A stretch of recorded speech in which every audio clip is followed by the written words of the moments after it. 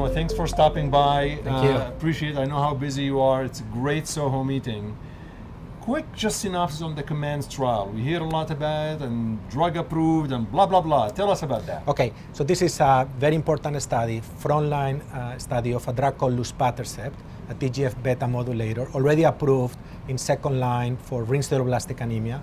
We tested this drug up front in transfusion-dependent, low-risk patients with myelodysplastic syndrome needing transfusions, and we compared the Luspatercept versus epoetin alfa, an ESA.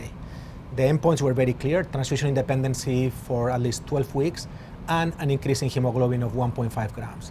And basically the study very clearly showed in a very well-powered analysis that Luspatercept basically doubled the response rate, like around 60 to 30%, and furthermore the duration of those responses were significantly longer than those with an ESA. So very positive study. In addition, the toxicity profile is not dissimilar between Luspatercept and ESA, so an easy drug to give. Maybe a little bit easier actually than an ESA because it's every 3 weeks. And it's great to have a new drug approved for patients with low-risk MDS. So the patients that were enrolled in this trial, these were patients who required transfusion. Yes. But in addition to the transfusion, are there any genetic features? No, they were any comer. This is a good question. Low-risk MDS defined by IPSS-R, so basically very low, a subset of what we call intermediate low, that were transfusion dependent. The drug targets anemia, then hemoglobin. That's it. So no molecular characterization like the prior study. That's why you're asking the question. The medalist was specific for ring sideroblastic anemia that have this SF3B1 mutation. You know, you mentioned the duration of response. I want to highlight this a little bit more because I do think that's really critical. I mean, you achieve the response, but then that lasts longer. What was the difference in terms of duration of response? Almost 52 weeks. So if you think about it, almost over a year. Yeah, over a year. It was quite remarkable. And in general, does this affect your future therapies? There are, has there been any,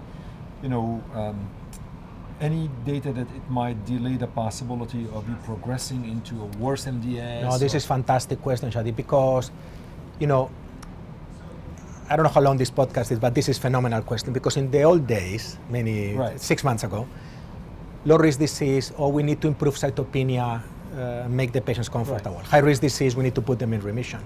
But now the question is, if you have this kind of very powerful interventions where all of a sudden patients become transfusion dependent for a long period of time, could they live longer? Right. This is a key question. Of course, we don't have this data with the COMMANDS trial because it was not powered to this, but there was data from a Spanish group last year at the ASH meeting using low-dose lenalidomide for transfusion-dependent disease, and these patients remain stable for years. So your question is very important, because is it possible that by introducing powerful, safe drugs at the beginning on low-risk disease, we may be aborting actually transformation to high-risk MDS or maybe even acute myeloid So you're leukemia. thinking potentially you can add lenalidomide to this in studies? No, the lenalidomide, people in future studies. Well, this question is different. People are talking about now 60% is good, but do we go 100? So people are doing combinations of ESA, Luspatercept, lenalidomide, Luspatercept.